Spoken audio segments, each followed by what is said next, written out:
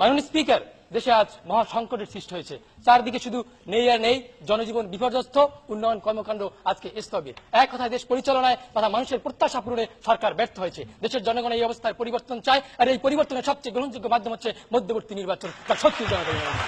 মাননীয় স্পিকার, বর্তমান সরকারের সময় সব জিনিসের দাম বেড়েছে, কিন্তু দাম কমেছে মানুষের জীবনের। মাননীয় স্পিকার, আজকে প্রতিদিন গড়ে 200 জন মানুষ খুন হচ্ছে।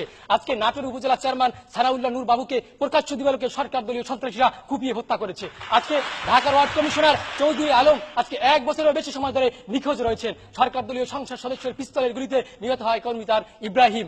আজকে নিরাপত্তার অভাবে এলাকায় যেতে পারছে না মাননীয় স্পিকার সেই ফজলুল আজিম। এই যখন দেশের আইন শৃঙ্খলার অবস্থা, তখন মাননীয় স্বরাষ্ট্রমন্ত্রী বলছেন ওয়েট অ্যান্ড সি, সবকিছু চেষ্টা চালিয়ে যাচ্ছে। মাননীয় স্পিকার, জনগণ এই অবস্থার পরিবর্তন চাই। মাননীয় স্পিকার, আজকে দেশে আইনের শাসন ও বিচার বিভাগের স্বাধীনতার কথা বলা হলেও আজকে সরকার দলীয় নেতাকর্মীর নামে হত্যা মামলা সহ হাজার হাজার মামলা প্রত্যাহার করা হচ্ছে। পাশাপাশি বিরোধী দলীয় নেতাকর্মীর নামে মোবাইল চুরি, মানিব্যাগ চুরি সহ নিত্য নতুন নতুন মামলা দেওয়া হচ্ছে। এই হচ্ছে মাননীয় স্পিকার আইনের শাসন আর বিচার বিভাগের স্বাধীনতা। মাননীয় স্পিকার, জনগণ এই অবস্থার পরিবর্তন চায়।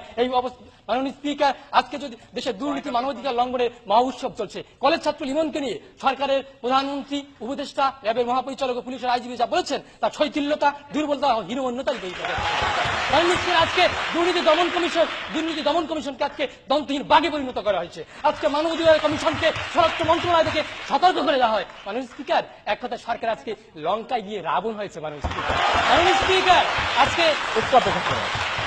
কিছুদিন পূর্বে বিরোধী দলীয় নেত্রী মার্কিন যুক্তরাষ্ট্রে সাংবাদিকদের মুখোমুখি হয়ে বলেছিলেন যে দরকার হলে সংসদ থেকে পদত্যাগ করে হলেও মধ্যবর্তী নির্বাচনের ইস্যুর আন্দোলনটিকে বেগবান করতে হবে, অর্থাৎ এটি জনদাবিতে পরিণত করতে হবে। স্বয়ং মাননীয় বিরোধী দলীয় নেত্রী যখন এটিকে জনদাবি হিসাবে মানছেন না, যেটি পরিণত হয়েছে, তখন আপনারা কিভাবে বলছেন এটি জনদাবি? আজকে আপনি যদি আমার কথাগুলো খেয়াল করে থাকেন, আজকে সংসদের সকলেই বুঝতে পেরেছে যে আজকে আমার দাবিগুলো জনদাবি। যখন সরকার দলীয় সংসদ সদস্যের বাঁচায় দিনে দুপুরে ডাকাতি হয়, তখন এটা কিসের? মাননীয় মন্ত্রী, আপনি বলবেন কি? আজকে আমরা যখন যেখানে দাঁড়িয়ে বলছি, যখন একটি কথা মনে পড়ে যায় মাননীয় স্পিকার, রোম যখন জ্বলছিল, নিরু তখন বাঁশি বাজাচ্ছিল। আজকে আমাদের দেশের জনগণ যখন সরকারের জাতাকলে পিষ্ট হচ্ছে, তখন আমাদের দেশের মন্ত্রীরা কথার টুবি ফোটাচ্ছেন আর কথার বোমা ফোটাচ্ছেন। মাননীয় স্পিকার, তাদের মনে রাখতে হবে মাননীয় স্পিকার, তাদের সরকারের কথাবার্তা যদি তাদের এরকম ব্যর্থতার পরিচয় হয়, তাদের দলীয় নেতাকর্মীরা তাদের মুখ ফিরিয়ে নেয়। মাননীয় স্পিকার, এর পূর্বে গত 6 জুন জাতীয় সংসদে মাননীয় পানি সম্পদ মন্ত্রী প্রশ্নোত্তরে সরকার দলীয় সংসদ সদস্য ও আওয়ামী লীগ নেতা তোফায়েল আহমেদ সাহেব বলেছেন যে কোট করছি, মন্ত্রী যে বক্তব্য দেন তা শুধু কাগজেই থাকে, এর সঙ্গে বাস্তবতার কোনো মিল নেই। মাননীয় স্পিকার, এই যদি হয় সরকার দলীয় সংসদ সদস্যের কথা, তাহলে সাধারণ জনগণের কথা কি? মাননীয় স্পিকার, আজকে সব মিলিয়ে দেশে এক ভয়াবহ পরিস্থিতির সৃষ্টি হয়েছে। মাননীয় স্পিকার, আজকে এই অবস্থায় পরিবর্তন চায়। দেশের মানুষের বুকে রক্তক্ষরণ ও সরকারের আত্মনাদ আজকে চারদিকে ছড়িয়ে পড়ছে। এই আত্মনাদ এবং বুকে রক্তক্ষরণের একটি প্রতিধ্বনি মধ্যবর্তী নির্বাচন।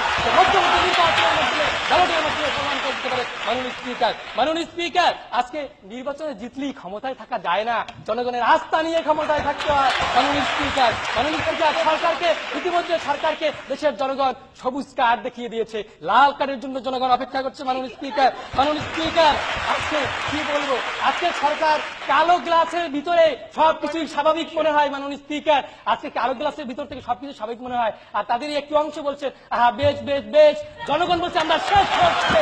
এই অবস্থায় এখন নিতে হবে, আর জনগণ চায় আজকে এই অবস্থার পরিবর্তন। তাই আমি বলবো, আজকে আমাদের এই সরকার যে তাদের ব্যর্থতার পরিচয় দিয়েছে, অথবা তারা দাবি করছে যে তাদের জনপ্রিয়তা রয়েছে, এই জনপ্রিয়তা যাচাই করার জন্য হলো আমরা একটা প্রশ্ন নিচ্ছি। মাননীয় স্পিকার, আপনার মাধ্যমে জানতে চাই, আজকে জনগণের কথা বলবেন তারা সংসদে গিয়ে, যখন বিরোধী দল আজকে সংসদে যোগদান করে না, তখন সেই কথাগুলো কেন জনগণের হয়, সেটি আজকে তার কাছে আপনার মাধ্যমে জানতে চাচ্ছি। ধন্যবাদ মাননীয় প্রধানমন্ত্রী। আজকে আমরা সংসদে বসে জনগণের কথা বলছি। আপনি কোথায় আছেন? এটা অবশ্যই সংসদ আপনাকে মূল্যায়ন করতে হবে। মাননীয় স্পিকার, সবশেষে বলবো, সরকারের রাজনৈতিক সংকট, সাংবিধানিক সংকট, অর্থনৈতিক, সামাজিক সব ক্ষেত্রে ব্যর্থ হয়েছে। সবশেষে বলবো যে সর্বাঙ্গে ব্যথা, ওষুধ দেব কোথা?